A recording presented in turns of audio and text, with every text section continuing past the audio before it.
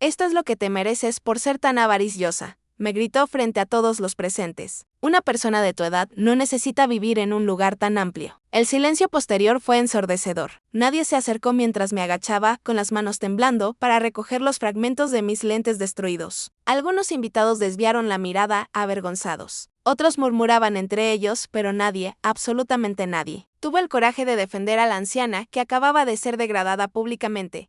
Mi hijo Roberto permanecía inmóvil, mirando fijamente al suelo como si yo no existiera. Ya no eres parte de esta familia, continuó Marina, mientras alisaba su vestido de novia impecable. Roberto y yo necesitamos comenzar nuestra vida juntos sin interferencias. Tu apartamento sería ideal para nosotros mientras encontramos algo permanente. Sus palabras destilaban veneno puro. Durante meses había tolerado sus comentarios despectivos sobre mi ropa desgastada, mi automóvil antiguo, mi estilo de vida sencillo. Pero esto había cruzado una línea que jamás debió traspasarse. Me incorporé despacio, sintiendo cada mirada clavada en mí como cuchillos afilados. Las lágrimas rodaban por mis mejillas, pero algo dentro de mí había cambiado irreversiblemente. Ese golpe no fue solo físico, fue el detonante final. Durante años había mantenido un perfil discreto, viviendo con sencillez y prudencia. Guardaba secretos que nadie, ni siquiera mi propio hijo, conocía. Los recuerdos de los últimos meses empezaron a bombardear mi mente mientras me dirigía lentamente hacia la salida. Recordé cuando Marina visitó mi apartamento por primera vez hace 2 años. Su expresión se ensombreció al ver mi hogar modesto, mis muebles viejos, mi cocina pequeña. ¿De verdad aquí vive la madre de Roberto?, preguntó lo suficientemente alto para que yo escuchara. Desde ese instante, cada encuentro había sido una tortura silenciosa. Marianne, deberías mudarte a un lugar más apropiado, me dijo hace 3 meses, durante una cena familiar. A tu edad no puedes mantener un apartamento tan grande. Además, Roberto y yo planeamos tener familia pronto y necesitaremos más espacio. Su sonrisa falsa no engañaba a nadie, excepto a mi hijo, quien parecía perder su voluntad cada vez que ella hablaba. Las humillaciones se intensificaron gradualmente. Primero fueron observaciones sobre mi vestimenta. Marianne, ¿no tienes ropa más actual? Después sobre mi vehículo. Ese carro es peligroso, deberías dejar de conducirlo. Luego cuestionó mi trabajo de medio tiempo en la florería del barrio. No comprendo por qué una mujer de tu edad continúa trabajando en lugar de descansar. Cada frase era una pequeña daga envenenada que apuñalaba mi dignidad. Me llamo Mariana Navarro, tengo 68 años, y toda mi vida he sido una mujer que prefiere la discreción sobre el exhibicionismo. Trabajo en una pequeña florería 3 días por semana. Conduzco un automóvil de 10 años. Compro mi ropa en tiendas de descuento. Para el mundo exterior, especialmente para Marina, solo soy una viuda de clase media que vive de una pensión modesta. Pero esa es precisamente la imagen que he cultivado cuidadosamente, durante décadas. Lo que ninguna de esas personas que me observaban con compasión sabía era que mi vida había sido completamente diferente antes del fallecimiento de mi esposo. Mi esposo, Ricardo, no había sido el empleado administrativo que todos creían. Habíamos tomado la decisión consciente de vivir modestamente, de mantener nuestra verdadera riqueza en secreto, de proteger la privacidad de nuestra familia de una manera que ahora comprendía había sido visionaria. Al abandonar el salón, las conversaciones de los invitados me perseguían como una nube tóxica. Pobre mujer, parece tan frágil, susurró la tía de Marina. La novia tiene razón, esa señora ya no puede cuidarse sola, agregó el primo de Roberto. Debería estar en un hogar de ancianos, no viviendo independiente, comentó otro invitado con falsa compasión. Cada palabra era como ácido derramado sobre heridas abiertas. Mis manos temblaban mientras buscaba mi teléfono celular en mi gastada cartera negra. Una cartera que había usado durante 5 años, no porque no pudiera comprar una nueva, sino porque había aprendido a valorar la funcionalidad sobre las apariencias. Algo que no era claramente nunca comprendería. Marqué un número que conocía de memoria, un número que no había usado en más de 1 año porque había esperado ingenuamente que nunca sería necesario. Andrés, soy Mariana. Necesito que vengas al salón de eventos del Hotel Imperial inmediatamente. Sí, en este momento. Trae los documentos que conoces. Es hora de que sepan la verdad.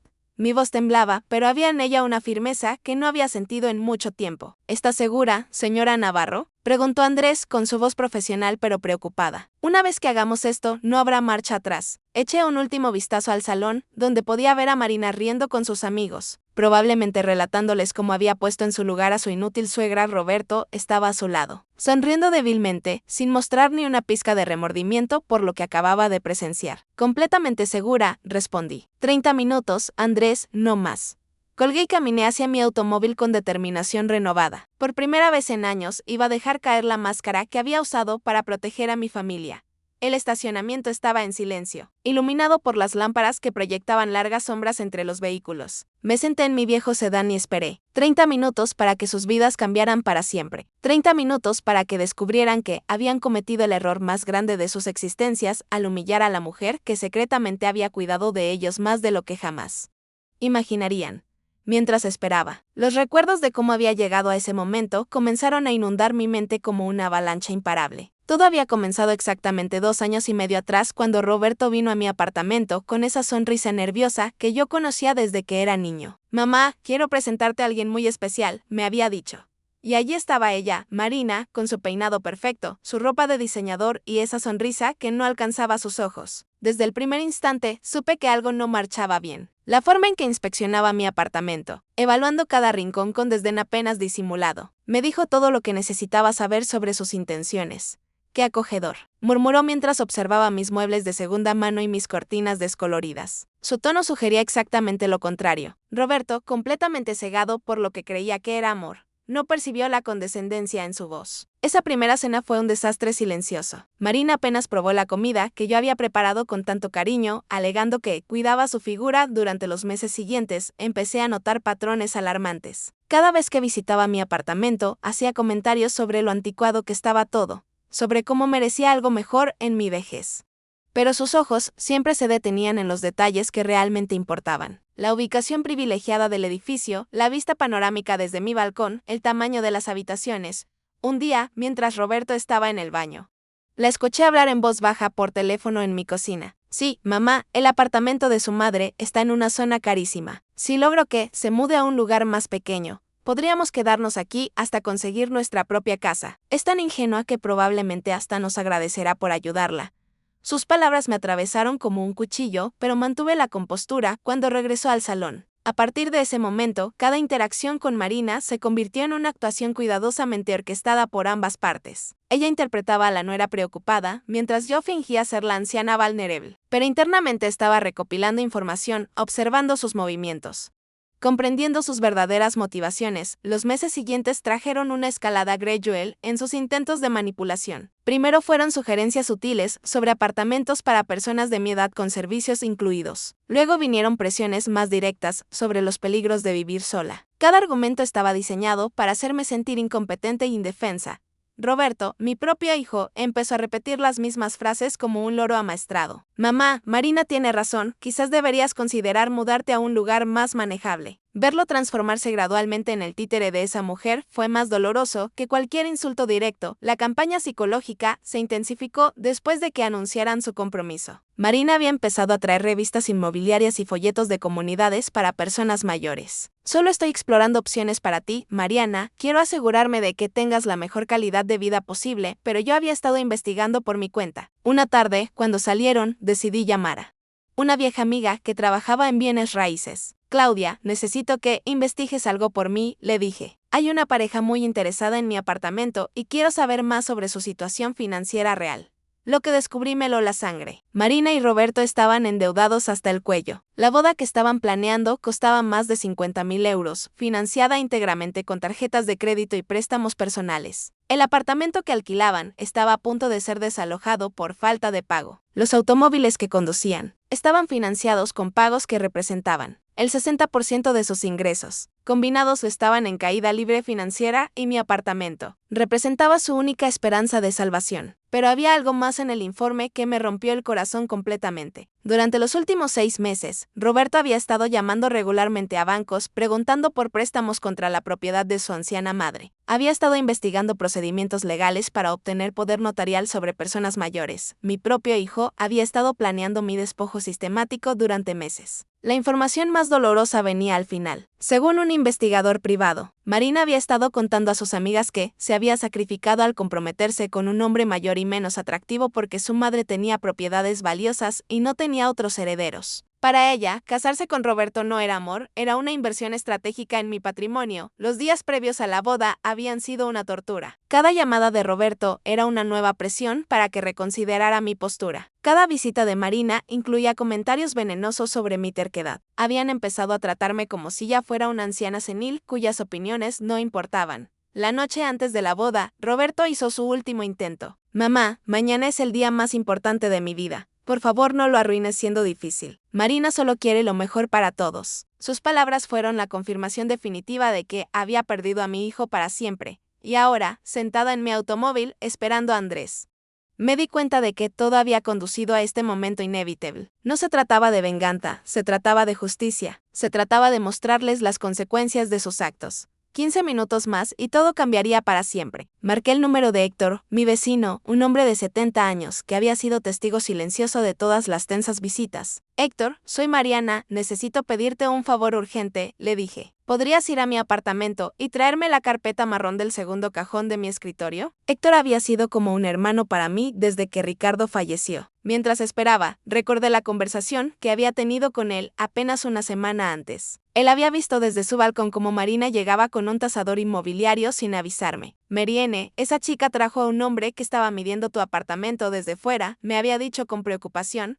10 minutos más tarde, Héctor apareció con la carpeta. Mariene, ¿qué sucede? Pareces muy alterada, me preguntó. Le expliqué brevemente lo ocurrido y vi cómo su rostro se endurecía. Esa mujer es una víbora, murmuró, siempre lo supe. Cuando Héctor regresó al edificio, abrí la carpeta y comencé a revisar documentos que no había mirado en meses. El primero era un extracto bancario que mostraba un saldo de 5.400.000 euros. El segundo era el título de propiedad de un edificio de oficinas que generaba un alquiler mensual de 50.000 euros. El tercero era la escritura de una casa en la costa que había comprado como inversión hace 10 años. Ricardo había sido un genio en inversiones, comenzando con un pequeño negocio y convirtiéndolo en un imperio silencioso. Juntos habíamos tomado la decisión de vivir modestamente para proteger nuestra privacidad. La riqueza visible atrae problemas, solía decir Ricardo. La riqueza invisible te da poder real.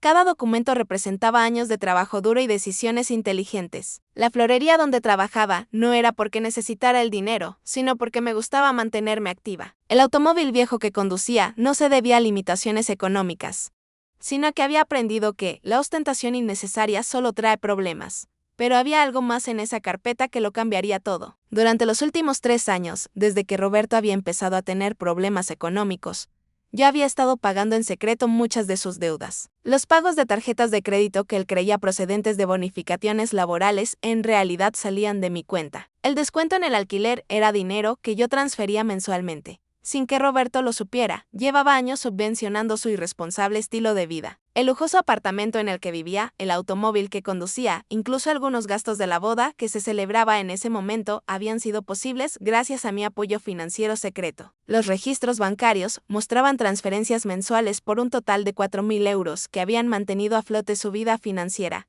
La ironía era devastadora. Mientras Marina me humillaba por ser una carga económica, yo era literalmente la única razón por la que podían permitirse ese matrimonio. Mientras planeaban despojarme de mi apartamento, yo llevaba años resolviendo sus problemas en secreto. Cerré la carpeta y volví a mirar hacia el salón. Las luces seguían brillando, la música seguía sonando, pero en menos de 5 minutos Andrés llegaría con los documentos finales. Esto no es venganza, me recordé, esto es justicia. Se trata de enseñarles que las acciones tienen consecuencias.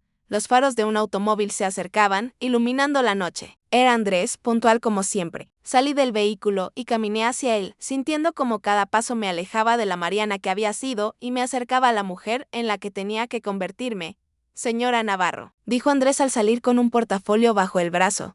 ¿Está completamente segura? Una vez que entremos, no habrá forma de deshacer lo que está a punto de suceder. Miré hacia el salón por última vez, donde mi hijo y su esposa probablemente seguían celebrando su victoria sobre la vieja inútil que acababan de humillar. Nunca he estado más segura de algo en mi vida.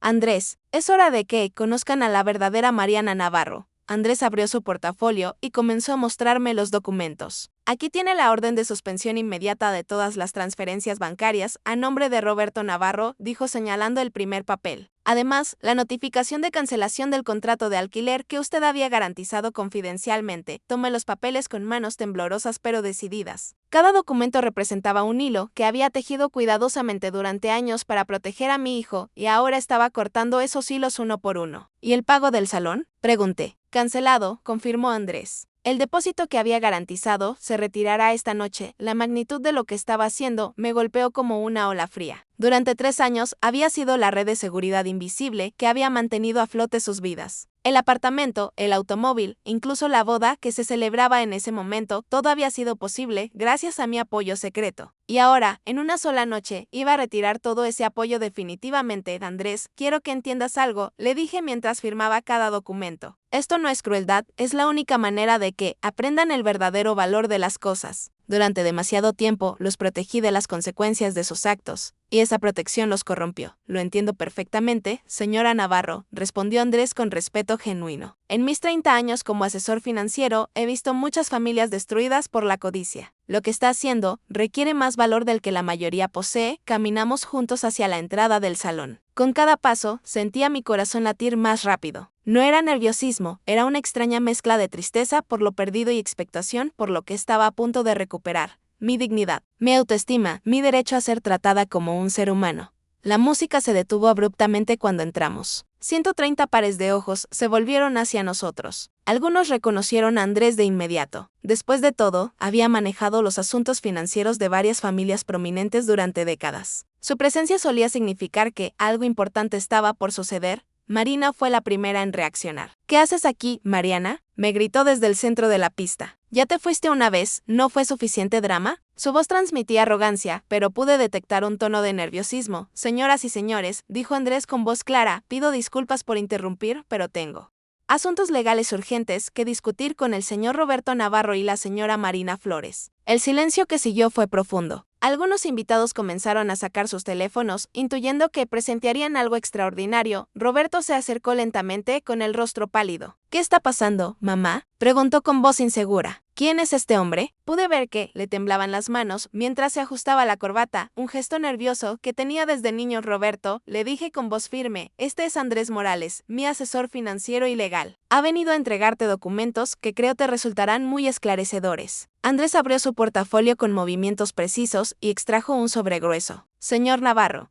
estos son los documentos que certifican la cancelación inmediata de todos los acuerdos financieros establecidos por su madre en su beneficio. El color abandonó completamente el rostro de Roberto. ¿De qué estás hablando?, tartamudeó. Mamá, no entiendo. Marina se acercó rápidamente, arrebatándole los papeles de las manos a Roberto. Sus ojos recorrieron velozmente las páginas y vi cómo su expresión pasaba de la confusión al horror absoluto. Esto no puede ser real, susurró. Roberto, tu madre ha estado. Su voz se quebró mientras continuaba leyendo. Andrés continuó con voz profesional. Durante los últimos 3 años, la señora Navarro ha estado subsidiando su estilo de vida completo. El apartamento en el que viven, pagado secretamente por ella. El automóvil, financiado por ella. Incluso esta recepción de boda, garantizada económicamente por ella. Un murmullo de sorpresa recorrió el salón. Los invitados se acercaban, intentando escuchar mejor. Roberto me miró con ojos llenos de lágrimas. Mamá, ¿por qué nunca dijiste nada? Porque esperaba que, en algún momento, recordaras los valores con los que te crié, respondí con voz tranquila. Esperaba que te dieras cuenta por ti mismo de lo que era correcto. Pero en lugar de eso, permitiste que esta mujer te convenciera de ver a tu propia madre como un obstáculo.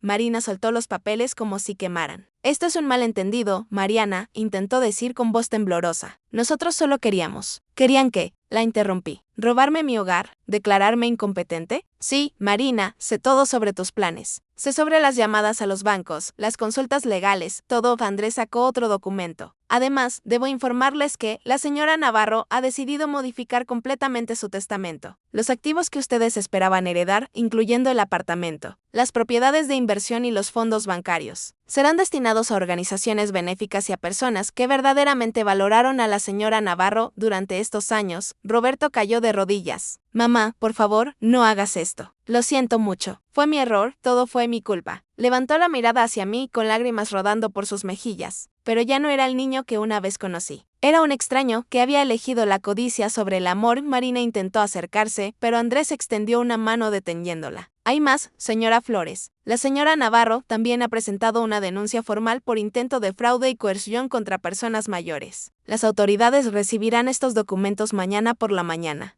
El salón estalló en murmullos y exclamaciones. Los padres de Marina se acercaron corriendo, pero Andrés ya había entregado copias de todos los documentos. La evidencia era irrefutable: llamadas grabadas, mensajes de texto, testimonios de testigos como Héctor. Mariene, por favor, suplicó Roberto, sigo siendo tu hijo. Sí, respondí con voz quebrada por la emoción, pero yo ya no soy tu madre. Una madre es alguien a quien respetas, proteges y honras. Yo solo fui una fuente de ingresos que intentaste explotar.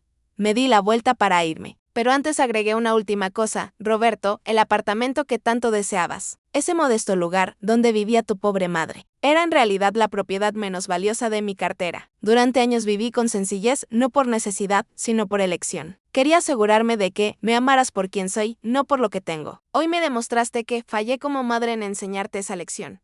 Mientras caminaba hacia la salida, escuché el caos que se desataba detrás de mí. Los invitados discutían, Marina lloraba. Roberto gritaba, pero yo sentía una paz extraña. Por primera vez en años, había defendido mi dignidad.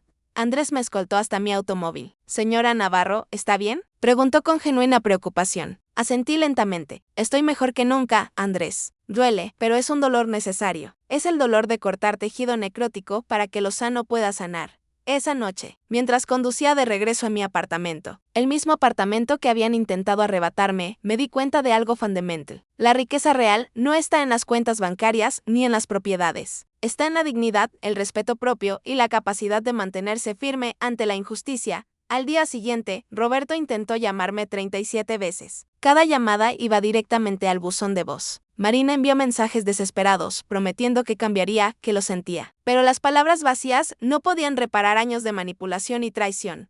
Una semana después, recibí una carta de Roberto. Era larga, llena de disculpas y promesas. Al final, admitía que Marina lo había manipulado, que él había sido débil, que comprendía el daño que me había causado. Pero también pedía una oportunidad, una posibilidad de reconstruir lo que había destruido.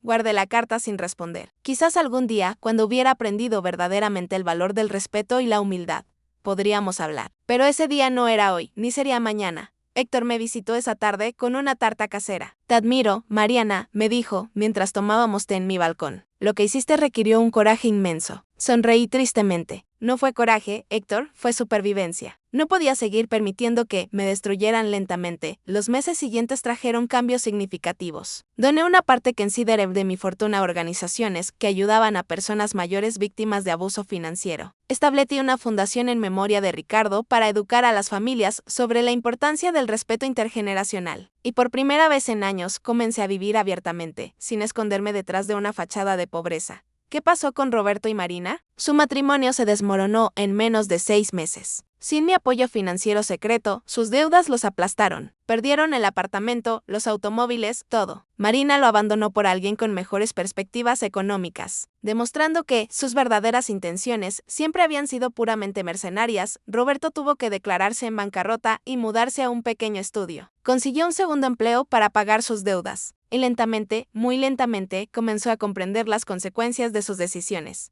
2 años después de esa fatídica noche, Roberto apareció en mi puerta. Estaba más delgado, con ojeras, pero había algo diferente en sus ojos. Una humildad genuina que nunca había visto antes. Mamá, dijo simplemente, no vengo a pedir nada. Solo quiero que sepas que finalmente entiendo. Entiendo el dolor que te causé. Entiendo el valor de lo que tenía y perdí. No tu dinero, sino tu amor, tu respeto, tu presencia.